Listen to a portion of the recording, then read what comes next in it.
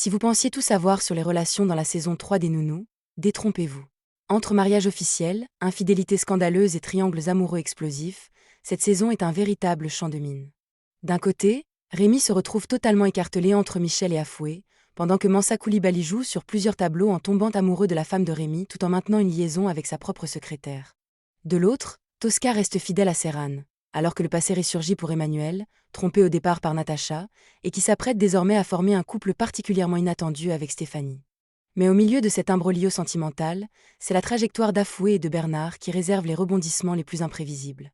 Dans cette vidéo, on décortique toute la toile d'araignée romantique de cette saison 3. Qui trompe qui finira vraiment ensemble, et surtout comment le rapprochement entre Stéphanie et Emmanuel va tout bouleverser. Un Rémi, Afoué et Michel, un triangle d'amour, de faillite et de loyauté. Le cas de Rémi Adiko représente l'un des arcs sentimentaux et dramatiques les plus complexes de cette saison 3. Au départ, le foyer de Rémi semble solide, mais la tempête financière va venir ébranler toutes ses certitudes. Lorsque Rémi traverse une crise financière majeure et se retrouve au bord de la faillite, l'équilibre de son couple avec sa femme Afoué vole complètement en éclats. Face à la pression de la précarité et à la déchéance financière de son mari, Afoué choisit de prendre ses distances, incapable de supporter cette situation d'instabilité. Son désengagement progressif montre à quel point leur union reposait sur un équilibre fragile que la crise économique a fini par briser. Mais le drame ne s'arrête pas là, car pendant qu'Afoué s'éloigne, une autre femme reste dans l'ombre de Rémi, Michel. La relation entre Rémi et Michel prend une tournure fascinante et profondément ambiguë. Alors que Rémi touche le fond, Michel fait preuve d'une loyauté et d'un dévouement inattendu en venant lui porter secours en secret. Pour sortir Rémi de sa détresse financière, elle n'hésite pas à utiliser des ressources financières obtenues dans le cadre d'une autre relation, créant ainsi un lien de dépendance et d'affection extrêmement troublant entre eux. Rémi se retrouve alors pris entre deux feux émotionnels. D'un côté, l'attachement et le souvenir de son mariage avec Afoué, et de l'autre, la gratitude immense et la passion naissante envers Michel, qui est devenu son véritable roc au moment où tout s'effondrait. Ce dilemme sentimental place Rémi au centre d'un triangle amoureux où la loyauté, l'argent et le désir de survie se mélangent, faisant vaciller chacun de ses choix sentimentaux. De Afoué et Bernard, l'ascension sociale et la rupture définitive. Après s'être éloigné de Rémi en pleine faillite, Afoué ne reste pas longtemps seul et prend une décision radicale qui va bouleverser la dynamique de la série. Elle se rapproche de Bernard. Bernard n'est pas n'importe qui.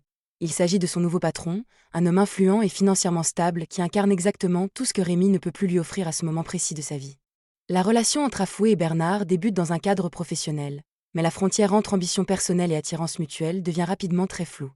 Bernard est séduit par le charme et la personnalité d'Afoué, tandis que cette dernière voit en lui une opportunité en or de sortir de la misère et de sécuriser son avenir social. Cette liaison entre la femme d'un homme ruiné et son puissant patron crée un contraste saisissant au sein du récit. L'histoire d'amour entre Afoué et Bernard est teintée d'opportunisme, de passion et de calcul stratégique. Bernard n'hésite pas à utiliser son statut et ses moyens pour conquérir le cœur d'Afoué, lui offrant une protection et un standing de vie qui l'éloignent définitivement de son passé avec Rémi. Ce couple représente le choix du pragmatisme face à l'épreuve. Afoué tourne le dos à son mariage brisé pour embrasser une nouvelle vie aux côtés d'un homme qui détient le pouvoir. Cette dynamique amoureuse entre patron et employé génère des tensions palpables et prépare le terrain pour des affrontements intenses et des règlements de compte inévitables avec son ancien entourage. 3 Michel, Mansa Koulibaly et sa secrétaire, entre convoitise et irrespect. La vie sentimentale de Michel prend une tournure encore plus explosive lorsqu'intervient Mansa Koulibaly. Mansa est un homme d'affaires ambitieux, charmeur et sans véritable limite morale. En marge de la situation avec Rémi, Mansa tombe follement amoureux de Michel, la femme de Rémi, et déploie d'immenses efforts pour la séduire et la faire sienne. Pour Mansa, Michel représente une obsession sentimentale qu'il veut concrétiser coûte que coûte. Cependant, derrière cette façade de prétendant passionné se cache un homme au comportement volage et manipulateur. En effet, tout en courtisant ouvertement Michel, Mansa entretient une liaison clandestine et passionnée avec sa propre secrétaire. Cette secrétaire n'est pas seulement l'amante de Mansa dans l'ombre du bureau, elle devient un véritable facteur de troubles et de conflits. En se sachant intime avec son patron, elle prend une assurance démesurée et commence à faire preuve d'une insolence et d'un manque de respect flagrant envers Léandrine, l'épouse légitime de Mansa Koulibaly. Léandrine se retrouve ainsi humiliée au quotidien par une secrétaire qui n'hésite pas à piétiner son autorité de femme mariée. Cet enchevêtrement de relations place Mansa au cœur d'un jeu très dangereux. Amoureux de Michel, amant d'une secrétaire arrogante et marié à une Léandrine méprisée. C'est un véritable baril de poudre sentimentale et d'infidélité croisée qui menace d'exploser à tout moment dans la saison 3. 4 Emmanuel, Natacha et le rapprochement avec Stéphanie, de la trahison au renouveau. L'histoire d'Emmanuel dans la série commence sous le signe de la douleur et de la trahison. Au début du récit, Emmanuel est marié à Natacha, mais leur union est rongée de l'intérieur.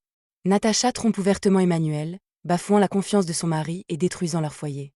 Cette infidélité initiale marque profondément Emmanuel, le laissant meurtri, méfiant et brisé par cette rupture toxique. Cependant, la saison 3 marque un tournant majeur pour lui avec l'entrée en scène de Stéphanie. Stéphanie et Emmanuel partagent une alchimie indéniable qui se développe progressivement au fil des épreuves. Au départ simples confidents ou proches, leur complicité évolue de manière naturelle vers des sentiments beaucoup plus profonds. L'attirance entre Stéphanie et Emmanuel devient si forte qu'elle annonce la formation imminente d'un des couples les plus attendus et prometteurs de la série. Pour Emmanuel, cette relation avec Stéphanie représente la chance de guérir des blessures laissées par Natacha et de reconstruire une histoire d'amour basée sur le respect, la confiance et la sincérité. La transition d'Emmanuel, passant du statut de mari trompé par Natacha à celui d'homme prêt à s'engager avec Stéphanie, offre une trajectoire émotionnelle forte qui captive les téléspectateurs impatients de les voir enfin officiellement ensemble. 5. Tosca et Serran, le pilier de stabilité et de fidélité. Dans cet océan d'infidélité, de trahison, de triangles amoureux et de divorce, le couple formé par Tosca et sa femme Serran fait figure d'exception majeure et apporte un contrepoids essentiel à l'intrigue. Dès les premières saisons et tout au long de la saison 3, Tosca et Serran incarnent l'amour véritable, la loyauté inébranlable et la solidarité de couple. Alors que tous les autres personnages cèdent aux tentations, aux mensonges, aux calculs d'intérêt, Tosca reste viscéralement attaché à sa femme Serran. Leur relation est construite sur un socle solide de confiance mutuelle et d'engagement réciproque. Face au drame qui secoue leur entourage et au scandale qui éclate autour d'eux, Tosca et Serran restent unis, prouvant qu'il est possible de préserver son foyer au milieu du chaos.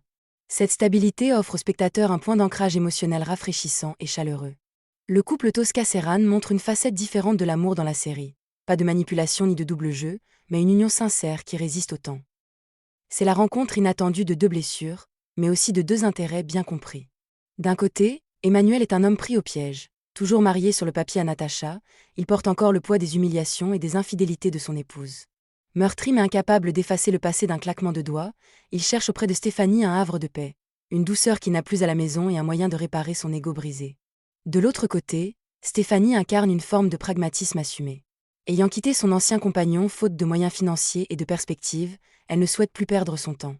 En se rapprochant d'Emmanuel, elle trouve un homme mûr, attentionné et capable d'offrir une stabilité qu'elle réclame désormais haut et fort.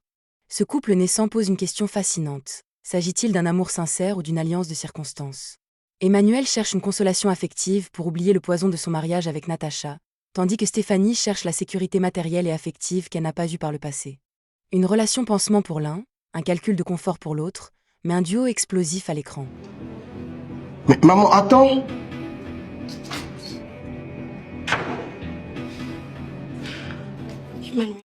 C'est le retour de bâton que personne n'avait vu venir, mais que tout le monde attendait. Mansa Koulibaly s'est marié par pure stratégie financière avec Léandrine, utilisant son nom et son capital comme un simple tremplin. Non content de cet opportunisme, il a poussé l'irrespect à son comble, l'a trompé ouvertement avec Michel, entretenir une liaison avec sa propre secrétaire. Et laisser cette dernière humilier publiquement son épouse légitime dans les couloirs de sa propre boîte. Mais Léandrine a fini d'être la victime silencieuse. Consciente que l'empire de Mansa repose sur des fondations qu'elle a elle-même financées, elle décide de frapper là où ça fait mal, le pouvoir et l'argent. En reprenant le contrôle total de son entreprise, Léandrine ne cherche pas seulement à sauver ses actifs, elle détruit l'illusion de puissance de Mansa. Ce n'est plus seulement une séparation amoureuse, c'est un coup d'état financier. Mansa pensait avoir épousé une femme crédule qu'il pouvait piétiner en toute impunité. Il découvre à ses dépens qu'il a armé la personne qui va signer sa ruine. Une leçon magistrale de pouvoir au féminin. En observant la trajectoire de tous ces couples dans cette saison 3, une chose devient évidente. La frontière entre la recherche d'amour et la quête de stabilité n'a jamais été aussi floue. Que ce soit Rémi qui cherche un secours financier auprès de Michel, Stéphanie qui assume son besoin de sécurité aux côtés d'un Emmanuel encore meurtri par Natacha, ou Léandrine qui décide enfin de reprendre le pouvoir et de ruiner l'empire de Mansa, chaque personnage joue désormais sa survie affective et matérielle. Et c'est précisément ce plateau de jeu totalement explosif qui pose les bases d'une saison 4 qui s'annonce monumentale.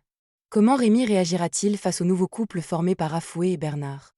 Léandrine ira-t-elle jusqu'au bout pour détruire définitivement Mansa Koulibaly et sa secrétaire?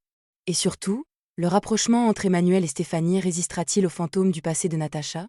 La saison 4 promet des règlements de compte sans merci et des révélations qui vont tout faire basculer. Dites-moi en commentaire quel est le couple qui vous a le plus choqué cette saison, et si vous pensez que Léandrine a raison de tout détruire. N'oubliez pas de vous abonner pour ne rien manquer des prochaines analyses sur vos séries préférées, et on se retrouve très vite pour la suite.